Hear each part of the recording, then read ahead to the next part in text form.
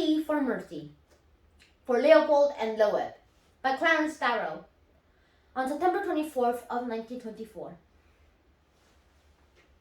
Now, Your Honor, I have spoken about war. I believe in it. I don't know whether I was crazy or not. Sometimes I think perhaps I was. I approved of it. I joined in the general cry of madness and despair. I urged men to fight. I was safe because I was too old to go. I was like the rest. What did they do? Right or wrong, justificable or unjustificable, which I need not discuss today, it changed the world. For 4 long years, the civilized world was engaged in killing men. Christian against Christian, barbarian against Christian, by uniting to Christians, anything to kill. It was taught in every school, aye, in Sunday schools. The little children played at war, the toddling children on the street. Do you suppose this world has ever been the same since? How long, Your Honor, would it take for the world to get back the humane emotions that were slowly growing before the war? How long will it take the calloused hearts of men before the scars of hatred and cruelty shall be removed? We read of killing 100,000 men in a day. We read about it and rejoiced in it. If it was the other fellows who were killed, we were fed on the flesh and drank blood, even down to the patting babe. I need not to tell you how many upright, honorable young boys have come into this court charged with murder. Some saved and some sent to their deaths, boys who fought in this war and learned to place a cheap value on human life. You know it, and I know it. These boys were brought up in it. The tales of death were in their homes, their playgrounds, their schools. They were in the newspapers that they read. It was a part of the common frenzy. What was a life? It was nothing. It was the least secret thing in existence, and these boys were trained to be this cruelty. It will take 50 years to wipe it out of the human heart, if ever.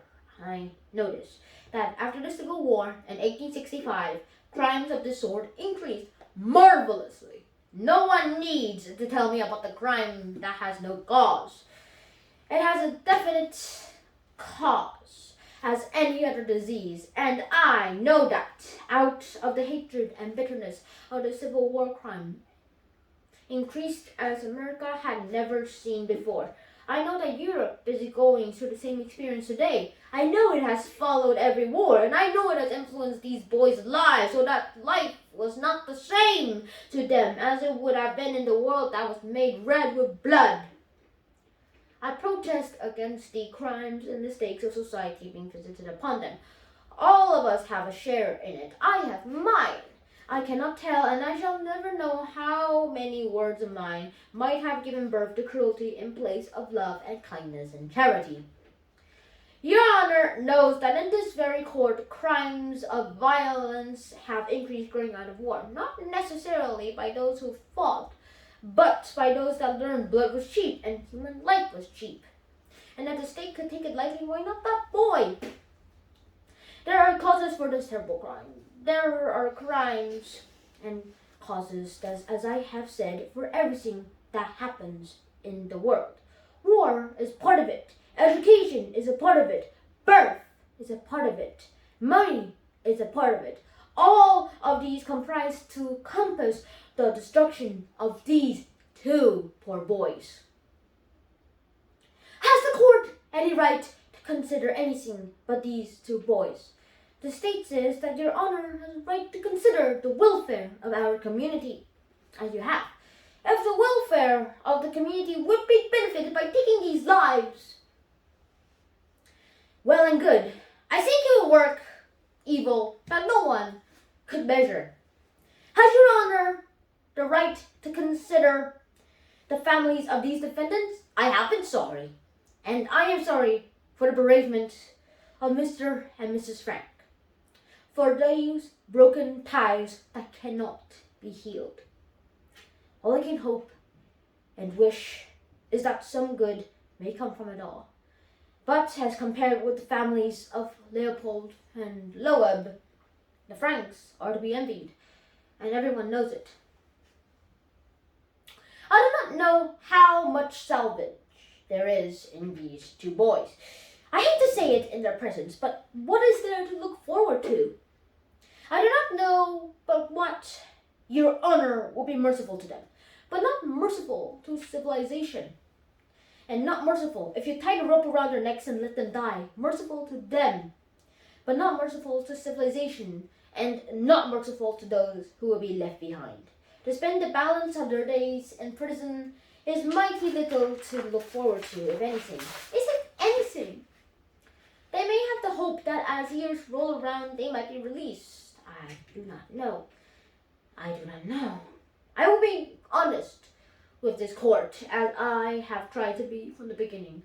I know that these boys are not fit to be at large. I believe they will not be until they pass through the next stage of life, at which of 45 or 50. Whether they will then, I cannot tell. I am sure of this, that I will not be here to help them. So as far as I am concerned, it is over. I would not tell this court that I do not hope that sometime when life and age have changed their bodies as they do, and have changed their emotions as they do, that they may once more return to life. I will be the last person on earth to close the door of hope to a human being that lives, and least of all to my clients. But what have they to look forward to? Nothing. And I sing here of the stanza of Houseman. Now hollow fire burns out to black, and lights are fluttering low. Square your shoulders, lift your pack, and leave your friends and go. Oh, never fear, lads, naught to dread. Look not left, not right. And all the endless road you tread, there's nothing but the night. I care not, your honor, whether the march begins at the gallows or when the gates of Joliet close upon them. There is nothing but the night, and that is little for any human being to expect. But there are others to consider. Here are these two families who have led honest lives, who will bear the name that they bear, and future generations must carry it on. Here it's Leopold's father, and this boy was the pride of his life. He watched him, he cared for him, he worked for him. The boy was brilliant and accomplished. He educated him, and he saw that the fame and position awaited him, as it should have waited. It is a hard thing for a father to see his life hope crumble into dust. Should he be considered? Should his brothers be considered? Would it do society any good to make your life safer, or any human being's life safer? If it should be handled down for generation and generation that this boy, Turkin, died upon their scaffold? And Loeb's the same. Here are their faithful uncle and brother, who have watched here every day and day, while Dickie's father and his mother are too ill to stand in this terrific strain, and shall be waiting for a message which means more to them than it can mean for you or me. Shall these be taken into account in the general bereavement? Have they any rights? Is there any reason, your honor, why their proud names and all future generations that bear them shall have this bar sinister written across them? How many boys and girls, how many unborn children will feel it? It is bad enough as it is, God knows. It is bad enough, however, it is, but it's not yet death on the scaffold. It's not that. Can I ask, your honor, in addition to all that I have said, to save two honorable families from disgrace that never ends, and which could be of no avail to help any human being that lives. Now I must say a word more, and then I will leave this with you when I should have left it long ago. None of us are unmindful of the public. Courts are not, and juries are not. We placed our fate in the hands of a trained court, thinking that he would be more mindful and considerate than a jury. I cannot say how people feel. I have stood here for 3 months, as one might stand at the ocean trying to sweep back the tide. I hope the seas are subsiding and the wind is falling, and I believe they are, but I wish to make no false pretense in this court. The easy thing and popular thing to do is to hang my clients. I know it. Men and women who do not think will applaud. The cruel and thoughtless will approve. It will be easy today, but in Chicago and reaching out over length and breadth of the land, more and more fathers and mothers and humane, the kind and hopeful, who are gaining and understanding and asking questions not only about these poor boys, but about their own. These will join in no claim at the deaths of my clients. These would ask that the shedding blood be stopped, that the normal feelings of man resume their sway. And as the days and months of the years go on, they will ask him more and more.